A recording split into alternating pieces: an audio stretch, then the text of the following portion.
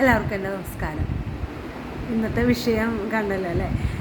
അപ്പം ഈ വിഷയത്തിനെ കുറിച്ചിട്ട് പറയുകയാണെങ്കിൽ എനിക്ക് ആദ്യം വേറൊരു കാര്യം പറയുന്നത്, ഞാൻ ഈ വീഡിയോ നേരത്തെ ഇടണമെന്ന് വിചാരിച്ചതാണ് കേട്ടോ. ഇന്നലെ പോസ്റ്റ് ചെയ്യണമെന്ന് വിചാരിച്ചതാണ്. ഇന്നലെ എനിക്ക് വീഡിയോ എടുക്കാൻ പറ്റില്ല. വേറൊരു വിഷയം ഇന്നലെ ഞാൻ പറഞ്ഞല്ലോ ഇട്ടു. ഇന്ന് കുറച്ച് തിരക്കുള്ളൊരു ദിവസമാണ്. കുറച്ച് നാളുകൾക്ക് ശേഷം ഞാനൊന്ന് ആക്റ്റീവായിട്ട് വരണതാണ് ഇപ്പോൾ. അപ്പം അതിൻ്റെ ഒരു ടെൻഷനും ബുദ്ധിമുട്ടും കാര്യങ്ങളൊക്കെ ഉണ്ട്. അപ്പോൾ അതിൻ്റെ കൂടെ എനിക്കിത് എല്ലാവരും കൂടെ ഇങ്ങനെ പെട്ടെന്ന് എനിക്ക് ഹാൻഡിൽ ചെയ്യാനായിട്ട് പറ്റിയില്ല. അപ്പോൾ അതുകൊണ്ടാണ് വൈകിയത്. ഞാനിത് പറയണമെന്ന് വെച്ചിട്ടുണ്ടെങ്കിൽ എൻ്റെ വീഡിയോ സ്ഥിരമായിട്ട് കാണുന്നവരുണ്ടെന്ന് എനിക്കറിയാം. എനിക്ക് ഒരുപാട് സന്തോഷമുണ്ട് കേട്ടോ.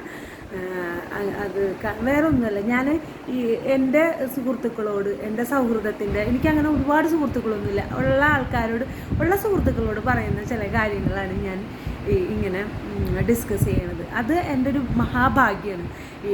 എനിക്ക് വിരലിലുള്ള എണ്ണാവുന്ന 2-3 സുഹൃത്തുക്കളുള്ളൂ. അത് എൻ്റെ ഏജിലുള്ളവരൊന്നുമല്ല. പക്ഷെ അവരോട് എനിക്ക് എന്തും തുറന്നു പറയാനും സംസാരിക്കാനും പറ്റിയ സുഹൃത്തുക്കളാണ് എനിക്കുള്ളത്. അതൊരു മഹാഭാഗ്യം.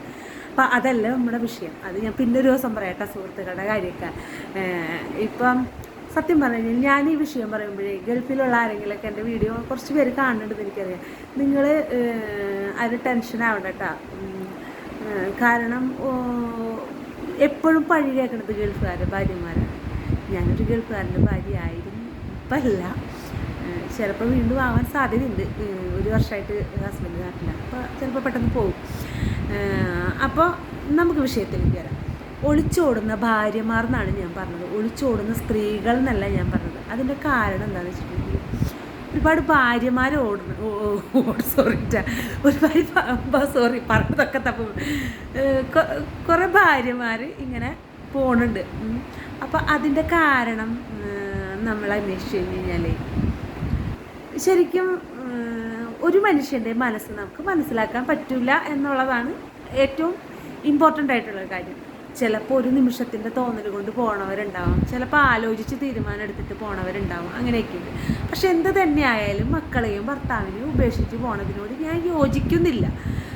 പക്ഷെ അതും പറഞ്ഞിട്ട് എല്ലാം സഹിച്ചിട്ട് ഭാര്യമാർ ജീവിക്കണം എന്നല്ല ഞാൻ ഉദ്ദേശിച്ചത്. അതെന്താണെന്ന് ഞാൻ ലാസ്റ്റ് അല്ല ഈ പറയണതിൻ്റെ ഇടയിൽ പറയാം. അപ്പോൾ ആദ്യമായിട്ട് ഞാൻ ഇങ്ങനൊരു കണ്ടൻറ്റ് കിട്ടാനായിട്ട് എനിക്കൊരു കാരണം എന്ന് വെച്ചിട്ടുണ്ടെങ്കിൽ നമുക്കറിയാവുന്നൊരു കാര്യമാണ്.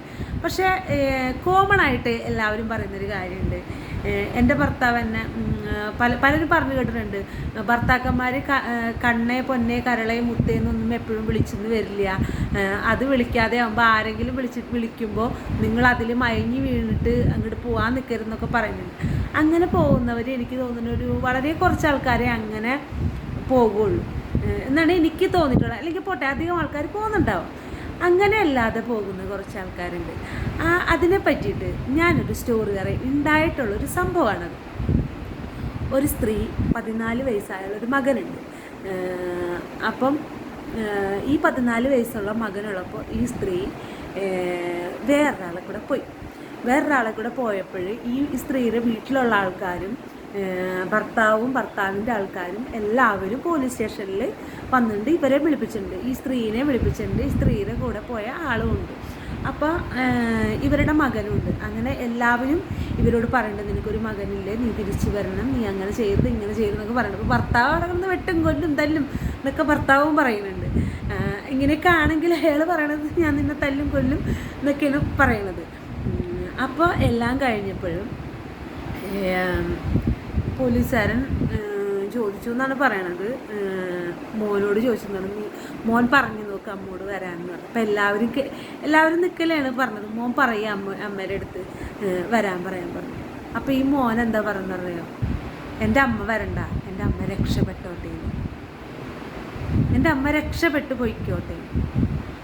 അപ്പോൾ ആ മകൻ എത്രത്തോളം ആ അമ്മേനെ അച്ഛൻ ഉപദ്രവിക്കുന്നത് കണ്ടിട്ടായിരിക്കും, അല്ലെങ്കിൽ അച്ഛൻ അമ്മേനെ വേദനിപ്പിക്കുന്നത് കണ്ടതുകൊണ്ടായിരിക്കും അമ്മ രക്ഷപ്പെട്ടോട്ടെ എന്ന് പറഞ്ഞത് അല്ലേ? അപ്പോൾ ആ കുട്ടി അങ്ങനെ പറഞ്ഞു, രക്ഷപ്പെട്ടോട്ടെ എന്ന് പറഞ്ഞാൽ അങ്ങനത്തെ സാഹചര്യങ്ങളുണ്ട്. പക്ഷേ ഇവിടെ സംഭവിക്കണം എന്താണെന്ന് വെച്ചിട്ടുണ്ടെങ്കിൽ അത്രയും കഷ്ടപ്പാടിൽ നിന്നിട്ട് ചില സ്ത്രീകൾ ആരെങ്കിലും തിരഞ്ഞെടുത്തിട്ട് എങ്ങനെയെങ്കിലും പോകാം, രക്ഷപ്പെടാമെന്ന് കരുതിയിട്ട് പോയി കഴിഞ്ഞ് കഴിഞ്ഞാലോ ചിലപ്പോൾ ഒരുവിധം ആൾക്കാർക്കും വളരെ ബുദ്ധിമുട്ടുള്ള ലൈഫ് തന്നെ ആയിരിക്കും ഉണ്ടാവുക. അങ്ങനെ തന്നെയായിരിക്കും ഉണ്ടാവാൻ തോന്നുന്നു. പക്ഷേ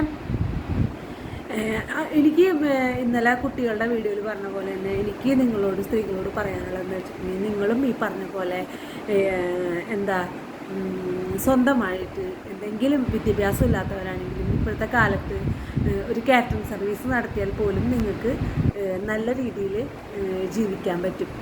അപ്പോൾ നമ്മൾ അങ്ങനെ എന്തെങ്കിലും ജോലിയൊക്കെ ചെയ്ത് പിന്നെ മനസ്സിന് സന്തോഷം ഉണ്ടാകുന്ന കാര്യങ്ങളൊക്കെ ചെയ്തിട്ട് ജീവിക്കുക. അത് നമുക്കിനി ഉറപ്പില്ലാത്തൊരു ജീവിതത്തിലേക്ക് പോകുമ്പോൾ നമുക്ക് കിട്ടുള്ളൂ.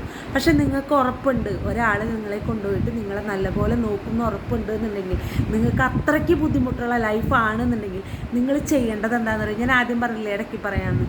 നിങ്ങൾ ചെയ്യേണ്ടത് മാന്യമായിട്ട് അയാളെ നിയമപരമായി ഉപേക്ഷിച്ചതിന് ശേഷം നിങ്ങൾക്ക് ഇഷ്ടമുള്ള ആൾക്കാരെ നിയമപരമായി തന്നെ വിവാഹം കഴിക്കുക. അതാണ് മാന്യത. അതാവുമ്പോൾ ആർക്കും ഒരു ബുദ്ധിമുട്ടില്ല, അയാൾക്കും ഒരു ബുദ്ധിമുട്ടില്ല, നിങ്ങൾക്കൊരു ബുദ്ധിമുട്ടില്ല. പിന്നെ ഉപേക്ഷിക്കാൻ പോലും സമ്മതിക്കാത്ത ചില ഭർത്താക്കന്മാരുണ്ട്. അവരുടെ മുമ്പിൽ വേറെ നിവർത്തിയൊന്നുമില്ല. അപ്പോൾ ഇങ്ങനത്തെ മാർഗ്ഗങ്ങളുള്ള, അപ്പോൾ അതിൻ്റെ മാർഗ്ഗങ്ങൾ വേറെ ഉണ്ടാവട്ടെ. ഭർത്താക്കന്മാർ ഉപേക്ഷിക്കാൻ സമ്മതിച്ചില്ലെങ്കിലും ഇപ്പോൾ കോടതിയിൽ നമുക്ക് നമ്മുടെ അവസ്ഥകളൊക്കെ കാണിച്ചു കഴിഞ്ഞിട്ടുണ്ടെങ്കിൽ ഒക്കെ ചെയ്യാൻ പറ്റും, കുഴപ്പമൊന്നുമില്ല. ഞാൻ പറഞ്ഞെന്നുള്ളൂ.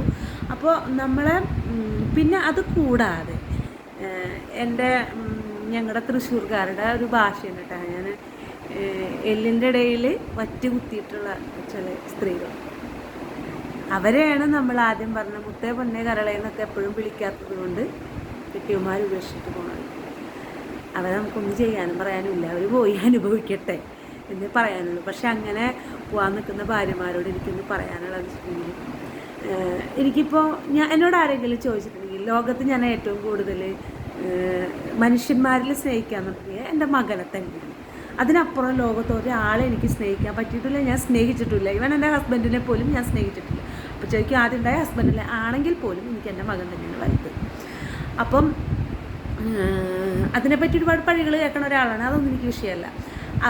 അപ്പോൾ നമ്മുടെ മക്കളുണ്ട് ഇല്ലേ, മക്കളെ ഏറ്റവും കൂടുതൽ ആൺകുട്ടികളായാലും പെൺകുട്ടികളായാലും അമ്മമാരെ ഡിപ്പെൻഡ് ചെയ്തിട്ട് നിൽക്കണ കൂടുതലും മക്കളും അങ്ങനെ തന്നെയാണ്.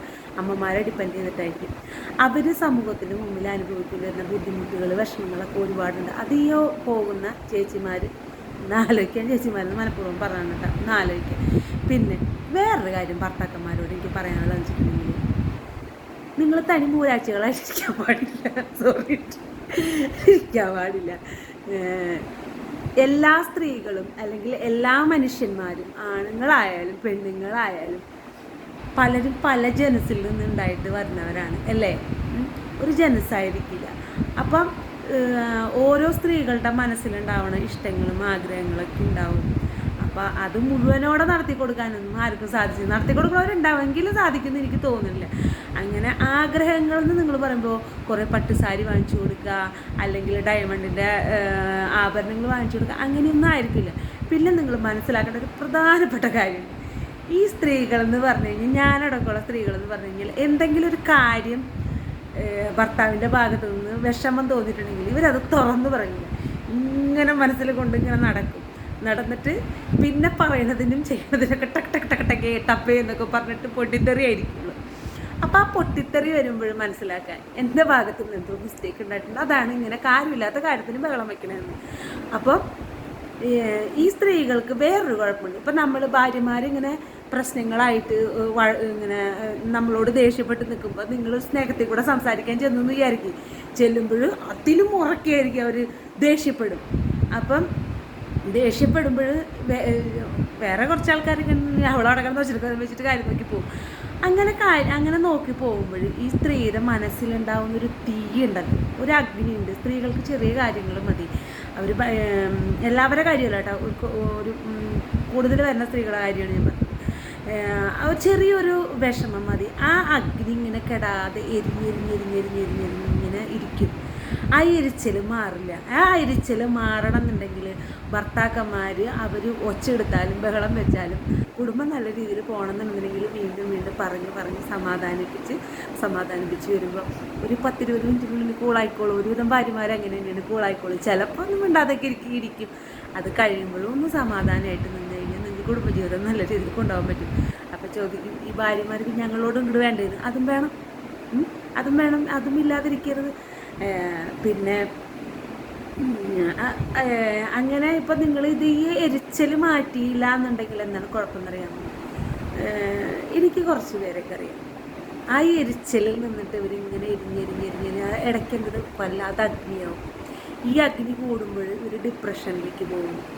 അത് മക്കളെ ബാധിക്കും, നമ്മുടെ കുടുംബത്തിനെ ബാധിക്കും, മക്കളുടെ പഠിത്തത്തെ ബാധിക്കും, ഇങ്ങനെ ഒരുപാട് കാര്യങ്ങളെ ബാധിക്കും. അങ്ങനെ വരുമ്പോഴാണ് നമ്മുടെ ചുറ്റിനും കുറേ ആൾക്കാർ വേറെ ഉണ്ട് ഈ അഗ്നിനെ കെടുത്താൻ ആരെങ്കിലുമൊക്കെ വരുമ്പോൾ സ്വാഭാവികമായിട്ട് ഈ സ്ത്രീകൾ ഒരിക്കലും ഒരു സ്ത്രീകളും മറ്റൊരാണുങ്ങളെടുത്ത് ഞാൻ മനസ്സിലാക്കിയിടത്തോളം അവർ വേറൊരു ഇതിന് വേണ്ടിയിട്ടല്ല പോണത്. അവരൊരു സൗഹൃദം എന്നുള്ള രീതിയിലായിരിക്കും മറ്റുള്ള പുരുഷന്മാരോട് സംസാരിക്കുകയൊക്കെ ചെയ്യുക. പക്ഷേ അവരുടെ ട്രാക്ക് മാറിപ്പോകും എപ്പോഴെങ്കിലും. എല്ലാവരുടെ കാര്യമല്ല, ചില ആൾക്കാരുടെ കാര്യങ്ങൾ പറയണത്. എപ്പോഴെങ്കിലും എവിടെയെങ്കിലും ഒരു ട്രാക്ക് മാറിപ്പോകും. ഈ ട്രാക്ക് മാറിപ്പോകുമ്പോഴാണ് മറ്റുള്ള അവിഹിതങ്ങളും ബുദ്ധിമുട്ടുകളും ഒക്കെ ഉണ്ടാവുന്നത്. ഈ ട്രാക്ക് മാറാതിരിക്കണമെന്നുണ്ടെങ്കിൽ ഈ അഗ്നി എരിയിക്കാതെ നോക്കുക എന്നുള്ളതാണ് പ്രധാനപ്പെട്ടൊരു കാരണം. ഇപ്പോൾ നിങ്ങൾ ഗൾഫിലുള്ള ഭർത്താക്കന്മാർ ജോലി ചെയ്യണവരും കാര്യങ്ങളൊക്കെ ഉണ്ടാവും. എങ്കിലും എല്ലാ ദിവസവും വിളിച്ചിട്ട് സ്നേഹത്തോടും കൂടിയിട്ട് നിങ്ങൾ സംസാരിക്കണവരൊക്കെ തന്നെയായിരിക്കും. എങ്കിലും എക്സ്ട്രാ ഒന്ന് നിങ്ങളൊന്ന് സംസാരിച്ചപ്പോൾ നോക്കിയേ. അതുപോലെ നാട്ടിലുള്ളവർ സംസാരിച്ച് നോക്കിയേ. ഇന്ന് നിങ്ങൾക്ക് ഒരു കറിയോ വീട്ടിൽ ഉച്ചയ്ക്ക് ഉണ്ടായുള്ളൂ എന്നുണ്ടെങ്കിൽ നാളെ 2 കറി ഉറപ്പായിട്ടുണ്ടാവും. കൂടെ മോരും ഉണ്ടാവും ഉച്ചയ്ക്ക് ചോറുണ്ണാനായിട്ട്. മസ്റ്റ്, അതാണ് സ്ത്രീകൾ എന്ന് പറഞ്ഞിട്ടുണ്ടെങ്കിൽ. ഒരുവിധം സ്ത്രീകളുണ്ടാവും. ചെറുതായിട്ടൊന്ന് സ്നേഹിച്ചാൽ മതി, അവർ തിരിച്ച് കടലോളം അവർ സ്നേഹിക്കും. അല്ലാതെ കൊടുത്തില്ല എന്നുണ്ടെങ്കിൽ അവർ ഇങ്ങനത്തെ അബദ്ധങ്ങളൊക്കെ കാണിച്ചിട്ട് പോകും. പിന്നെ ഞാൻ പറഞ്ഞില്ലേ, പിന്നെ എത്ര സ്നേഹിച്ചാലും എത്ര കൊടുത്താലും പോരാ എന്ന് മനസ്സിൽ വിചാരിക്കുന്ന ഒരു വിഭാഗം സ്ത്രീകളുണ്ട്. അവർ പോകും, നമുക്കൊന്നും ചെയ്യാനില്ല. അത് അവരുടെ മുജ്ജന്മത്തിൽ അവർ ചെയ്ത പാപങ്ങളുടെ തുടർച്ചയാവാം. അടുത്ത ജന്മത്തിലേക്ക് വേണ്ടിയിട്ട് ഞാൻ എപ്പോഴും പറയാണ്ട് എൻ്റെ വിശ്വാസപ്രകാരം ഞാൻ സംസാരിക്കുന്നതാണെന്ന്. അപ്പോൾ അത് അവർ ചെയ്യും. അത് നമുക്ക് വേറെ നിവൃത്തിയില്ല. അവരെ നമുക്ക് മാറ്റിയെടുക്കാനായിട്ട് അത് ഭയങ്കര കഷ്ടം തന്നെയാണ്. പക്ഷേ ഈ ഒരു വിഷയം പറയുകയാണെങ്കിൽ ഇനി ഒരുപാടുണ്ട്. ഞാൻ സാധാരണ പറയുന്നതിലും ഈ വീഡിയോ ലെങ്തായി എനിക്കറിയാം. പക്ഷേ എല്ലാവരും ഇത് കേൾക്കുന്ന ഭാര്യമാരും നിങ്ങളും വിചാരിക്കുക, മനസ്സിലാക്കുക. ആർക്കെങ്കിലും എന്തെങ്കിലും പ്രശ്നങ്ങളൊക്കെ ഉണ്ടെങ്കിൽ മാന്യമായിട്ട് നിങ്ങൾക്ക് ഒരാളുടെ കൂടെ ഒത്തുപോകാൻ പറ്റുന്നില്ല എങ്കിൽ മാന്യമായി ഡിവോഴ്സ് ചെയ്തിട്ട് വേറൊരു വിവാഹം കഴിച്ചിട്ട് ജീവിക്കുക. അല്ല എന്നുണ്ടെങ്കിൽ നിങ്ങൾ ജോലി ചെയ്ത് സ്വന്തമായിട്ട് നല്ല രീതിയിൽ ജീവിക്കുക. ഇതൊക്കെ എല്ലാവർക്കും അറിയണ കാര്യങ്ങളാണെങ്കിലും ഞാൻ ഈ ഒരു മാറ്റർ പറഞ്ഞപ്പോൾ പറഞ്ഞെന്നുള്ളൂ. പിന്നെ നമുക്ക് എപ്പോഴും ഒരു കൂട്ട് വേണ്ടത് ജീവിതത്തിൻ്റെ എന്താ പറയുക, സായന്തന കാലഘട്ടങ്ങൾ എന്നൊക്കെ പറയില്ല, ആ സമയത്താണെന്ന് എനിക്ക് തോന്നിയിട്ടുണ്ട്. ഞാൻ മുമ്പും പലപ്പോഴും പറഞ്ഞിട്ടുണ്ട്. അത് ഏറ്റവും കൂടുതൽ ഞാൻ മനസ്സിലാക്കിയത് എൻ്റെ അച്ഛൻ്റെ അമ്മയുടെ അടുത്ത് നിന്ന്. എൻ്റെ അമ്മ ഇപ്പോഴും ജീവിച്ചിരിക്കുന്നുണ്ട്, അച്ഛൻ മരിച്ചുപോയി. ഞാൻ എപ്പോഴും പറയാറുണ്ട്, ഞാൻ ഇന്ന് ഈ ലോകത്തിൽ ഈ പ്രായത്തിനുള്ളിൽ കണ്ടിട്ടുള്ള ഏറ്റവും റൊമാൻറ്റിക് ആയിട്ടുള്ള മനുഷ്യൻ എൻ്റെ അച്ഛനാണ്. എൻ്റെ അച്ഛൻ്റെ അത്രയും റൊമാൻറ്റിക് ആയിട്ടുള്ള ആരും ഞാൻ കണ്ടിട്ടില്ല. അപ്പോൾ ചോദിക്കും, എനിക്ക് ഒരുപാട് അങ്ങനെയല്ല. ഇപ്പം എനിക്ക് 3 ചേച്ചിമാരാണ്, അവരുടെ ഹസ്ബൻഡ്സും ഞങ്ങൾ തമ്മിൽ ഡിസ്കസ് അങ്ങനെ പറയുമ്പോൾ നമുക്കറിയാം. ഞങ്ങൾ പറയാറുള്ളൊരു കാര്യമാണ്, ഞങ്ങൾ ചേച്ചിമാരായിട്ട് പറയാനുള്ളൊരു കാര്യം, ഞങ്ങളുടെ അച്ഛൻ്റെ അത്രയും റൊമാൻറ്റിക് ആയിട്ടുള്ള ഒരാളെ ഞങ്ങൾ കണ്ടിട്ടില്ല. അതിൽ ഞാൻ ഭയങ്കര പ്രൗഡാണ് കേട്ടോ. നല്ല മനസ്സുള്ളവർക്ക് എപ്പോഴും റൊമാൻറ്റിക് ആയിട്ട് ഇരിക്കാൻ പറ്റുള്ളൂ എന്നാണ് എൻ്റെ ഒരു വിശ്വാസം. അപ്പോൾ എന്താ പറയുക, ഇനി ഉള്ള ഭാര്യമാരാരും പോവാതിരിക്കാനുള്ള മനസ്സവർക്കുണ്ടാവട്ടെ. വേറെ ദുർചിന്തകളൊന്നും ആർക്കും തോന്നാതിരിക്കട്ടെ. എല്ലാവർക്കും നല്ലൊരു കുടുംബജീവിതവും സന്തോഷവും ഒക്കെ ഉണ്ടാവട്ടെ. പിന്നെ എന്താ, അപ്പോൾ എല്ലാവർക്കും എൻ്റെ സ്നേഹം ഒരുപാട് വൈകി. അപ്പോൾ താങ്ക് യു.